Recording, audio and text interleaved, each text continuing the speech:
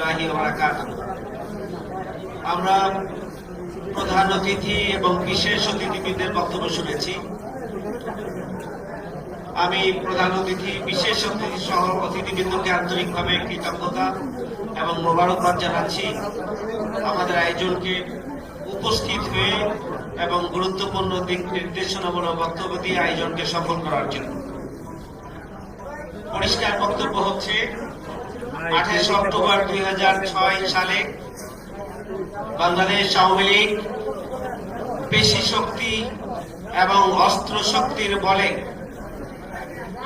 জনগণকে পরাজিত করে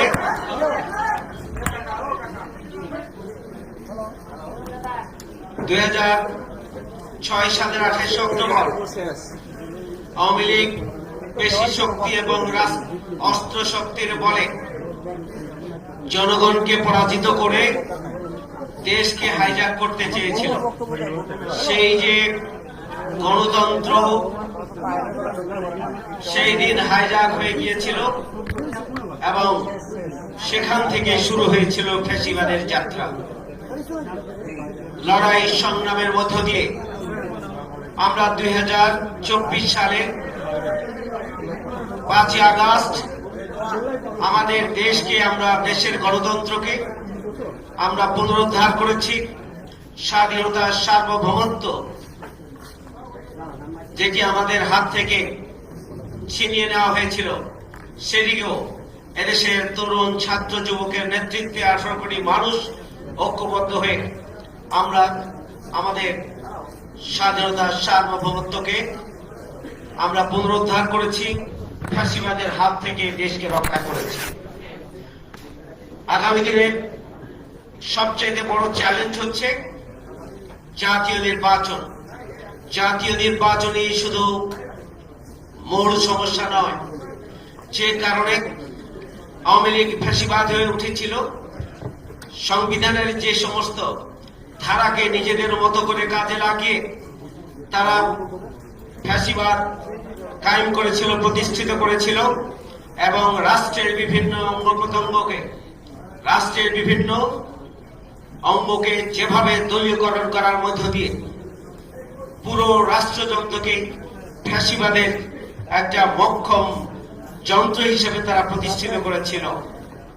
সেটাকে যদি আমরা সংস্কার করতে না পারি, যদি আমরা রাষ্ট্র সংস্কার করতে না পারি, যদি আমরা সংবিধান সংস্কার করতে না পারি, তাহলে আগামী দিনের জাতীয় নির্বাচন যেমনি ভাবে সুষ্ঠু গ্রহণযোগ্য হতে পারে না, ঠিক তেমনি ভাবে আগামী দিনে যেন ভাবে যে জাতীয় নির্বাচন হবে, সেই নির্বাচনের মাধ্যমে যে সরকার আসবে, সেই সরকার দেশটিকে আবারও ফ্যাসিবাদের দিকে ভিন্ন কায়দায় নিয়ে যাবে, তাতে কোনো সন্দেহ নেই। এই জন্য আজকের এই সেমিনারে আমাদের পরিষ্কার বক্তব্য হচ্ছে এই যে অবিলম্বে জুলাই সনদের আইনি বাস্তবায়নের জন্য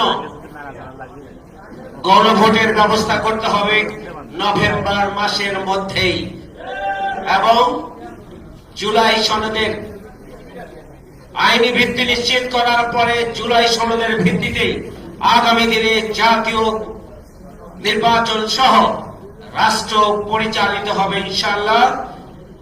যদি আমরা এটি করতে ব্যর্থ হই, তাহলে জুলাই আগস্টের গণঅভ্যুত্থানে আমাদের তরুণরা, যুবকরা, দেশের 18 কোটি মানুষের যারা প্রতিনিধি, যারা জীবন দিয়েছেন, তাদের জীবন দেওয়া, রক্ত দেওয়া, আহত হওয়া, পঙ্গুত্ব বরণ করা ব্যর্থতায় পর্যবসিত হবে।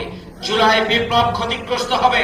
প্রকৃত অর্থে যারা জুলাই সনদকে আইনি ভিত্তি দিতে চান না, তারা জুলাই আন্দোলনকে তারা ব্যর্থতায় পর্যবসিত করতে চান এবং আগামী দিনে আবারও যেন ভাবে ক্ষমতায় এসে ফ্যাসিবাদকে প্রতিষ্ঠিত করতে চান, নিজেরাও ফ্যাসিবাদ হয়ে উঠতে চান, নিজেরাও পছন্দ মতো ক্ষমতায় থাকতে চান, নিজেরাও জনমতকে উপেক্ষা করতে চান।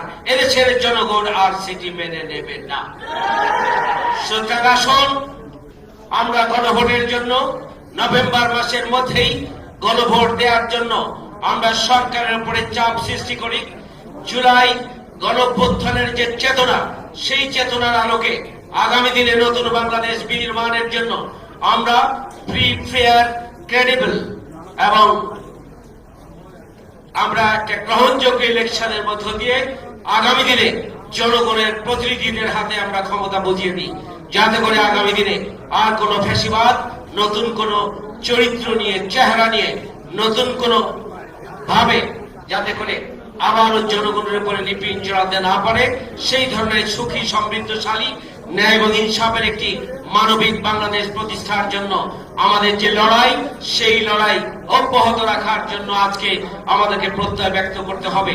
আমি প্রধান অতিথি, বিশেষ অতিথিবৃন্দ সহ সম্মানিত অতিথিবৃন্দকে সুক্রিয়া এবং কৃতজ্ঞতা জানাচ্ছি সাংবাদিক বন্ধুদের, পাশাপাশি যারা আমাদের আয়োজনকে সফল করার জন্য এখানে উপস্থিত হয়েছেন। কৃতজ্ঞতা জানিয়ে আজকের আয়োজনের সেমিনারের এখানেই সমাপ্তি ঘোষণা করছি। ভালো থাকবেন সবাই। আল্লাহ হাফেজ। বাংলাদেশ জিন্দাবাদ। বাংলাদেশ জামাত ইসলামী জিন্দাবাদ। আসসালামু আলাইকুম।